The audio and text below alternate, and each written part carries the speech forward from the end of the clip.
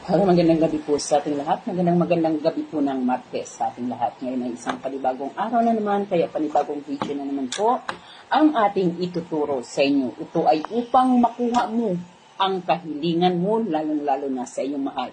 Kung sa tingin mo ay ang iyong mahal ay medyo may pagkakuripot, medyo hindi ka pinagbibigyan sa iyong mga hiling, palagi na lang naghahanap ng rason para hindi ka mapagbigyan, ito po ang ating gagawin. Ngunit tiyakin po lamang ninyo na gagamitin po ninyo ito para sa kabutihan, hindi po para abusuhin ang inyong mga karelasyon. Okay po?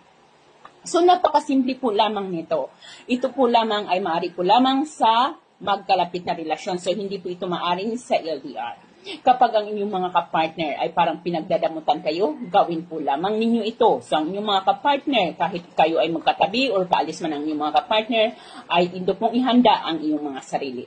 Kapag nandyan na po ang inyong kapartner, kailangan isipin mo, ibulong mo bago ka lumapit sa kanya, bago mo siya hawakan, ay bigkasin mo na ang mga nais mong hilingin sa kanya. Kumbaga, bigkasin mo, halimbawa, bigkasin mo ito ng taimtim. Kung ano man ang kahilingan na gusto mong hilingin sa iyong karelasyon. So, halimbawa, hihilingin mo na mayroon kang hihilingin sa kanya na pabor, mayroon kang hihilingin sa kanya na mayroon kang ipinapabili, ngunit parang napakahirap na mangyari dahil nga po sa pagkakaroon ng kapartner na kuripot, kaya ito po ang ating gagawin. So, bago po tayo lumapit sa kanya, ay bigkasin mo ng pabulong habang nakatingin ka sa iyong karelasyon. Bigkasin mo ng taimtim na pabulong ang iyong kahilingan. Pagkatapos mo itong mabigkas ng taimtim, ay lumapit ka sa iyong karelasyon at pagkatapos po ay hawakan mo ang kanyang braso at pisilin ito ng 3 beses. Pasimple mo lamang itong gagawin, huwag mong ipahalata sa kanya na mayroon ka ng ginagawa.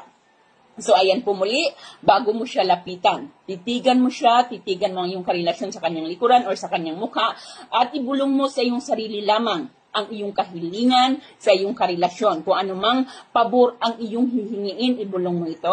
At pagkatapos ay lapitan mo ang iyong karelasyon, hawakan mo ang kanyang braso at pisilin mo ito ng 3 beses.